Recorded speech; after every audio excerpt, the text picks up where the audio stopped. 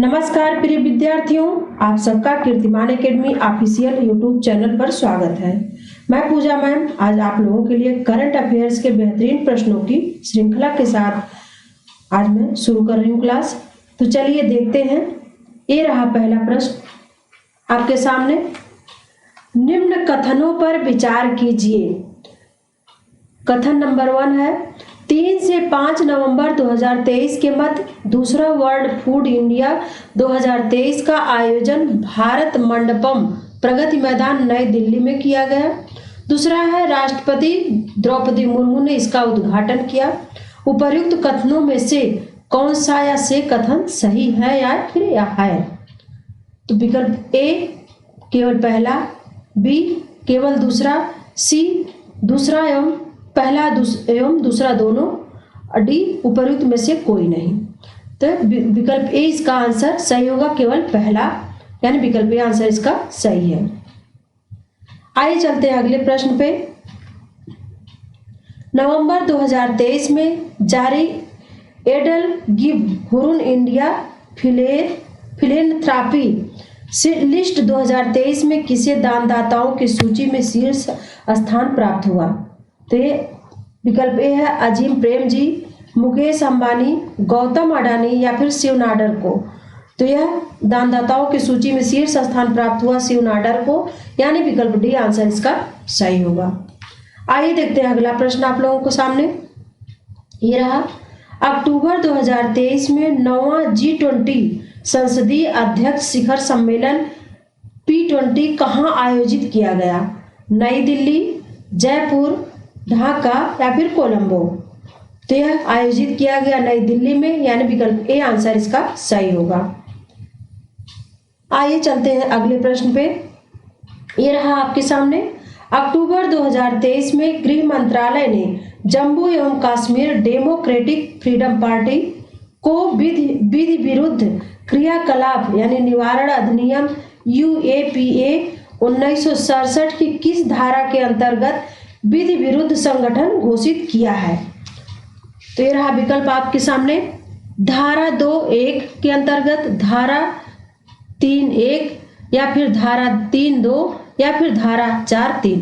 तो इसको वो किया डेमोक्रेटिक फ्रीडम पार्टी जो विधि विरुद्ध संगठन घोषित किया गया है वह धारा 3(1) के विरुद्ध, यानी विकल्प बी आंसर इसका सही होगा। आइए चलते हैं अगले प्रश्न को देखते हैं। वीरांगना रानी दुर्गावती स्मारक और उद्यान के विषय में कौन सा तथ्य सही नहीं है?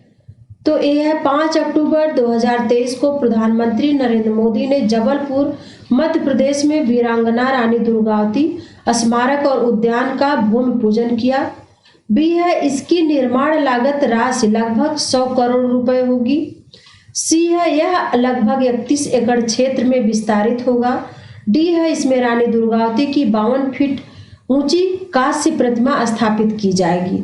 इसमें कौन सही नहीं है बताना है आपको। तो विकल्प सी आंसर इसका सही होगा। यह लगभग 31 एकड़ क्षेत्र में विस्तारित है, यही गलत है, इसलिए आंसर सी होगा इसका।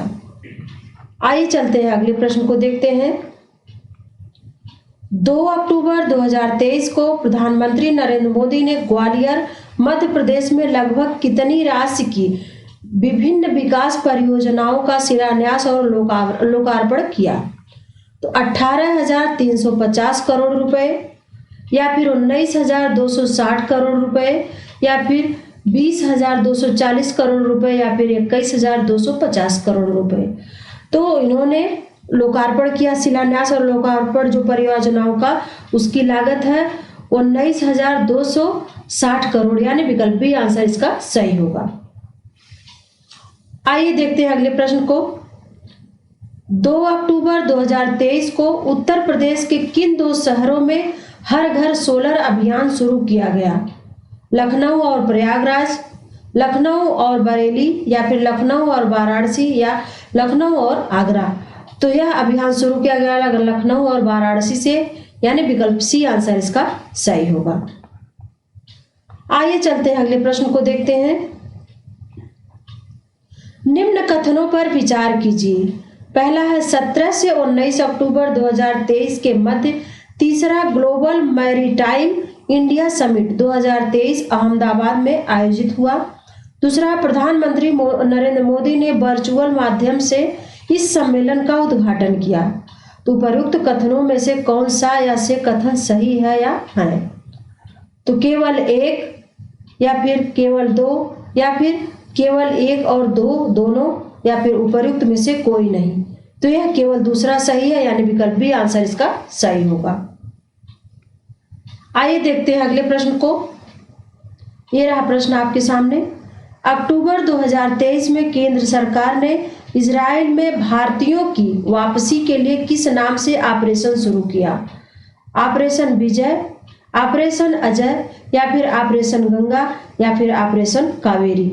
तो इसको इजराइल में भारतीयों को वापसी के लिए ऑपरेशन अजय शुरू किया गया, यानी विकल्प बी आंसर इसका सही होगा। आइए देखते हैं अगला प्रश्न। 8 अक्टूबर 2023 को देश भर में भारतीय वायुसेना दिवस मनाया गया। इससे संबंधित निम्न कथनों पर विचार कीजिए। तो पहला कथन है, इस दिवस के अवसर पर भारतीय वायुसेना के नए ध्वज का अनावरण किया गया। दूसरा है, इस अवसर पर प्रयागराज के संगम क्षेत्र में एयर शो का आयोजन किया गया। उपर्युक्त कथनों में से कौन सा या से कथन सही है या है? तो विकल्प ए है केवल पहला, या फिर केवल दूसरा, या फिर केवल पहला और दूसरा दोनों, या फिर उपर्युक्त में से कोई नहीं। तो केवल ए विकल्प सी आंसर इसका सही होगा, पहला और दूसरा दोनों। तो ये था आज का करंट अफेयर्स। फिर मिलती हूँ मैं अगली क्लास में, तब तक के लिए नमस्कार।